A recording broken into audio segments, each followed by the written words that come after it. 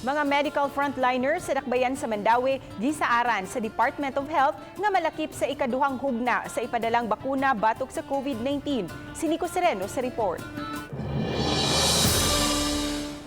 Sa kapin sa 7,000 ka mga bakuna batok COVID nga miabot sa Sugbo kaghapong adlaw, wala malakip ang mga medical frontliners sa dakbayan sa Mandaue. Hinuon, gipasaligan ang vaccine committee sa DOH7 nga malakip ang mga medical frontliners sa syudad sa Ikaduhang Hugna sa ipadala nga bakuna. They sent us the memorandum nga kana siyang vaccine nga nangabot para sa Cebu is intended for the frontliners sa Vicente Soto.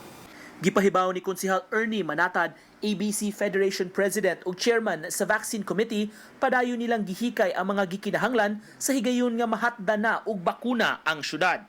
And the preparations including the logistics supplies, kinahanglan nga ma-ready na siya by the time inig-arrival di na magkabuli-buli ang kuan.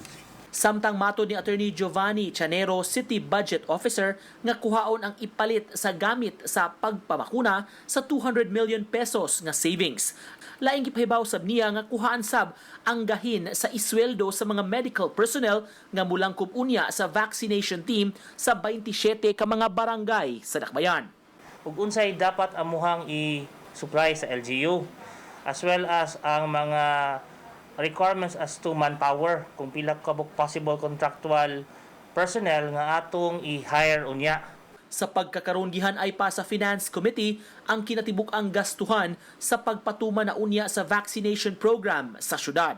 Ug i-finalize as regards sa costing o itandi sa available sources of funds na nato. Uban ni June Sulon, Nico Sereno, Balitang Bisdak.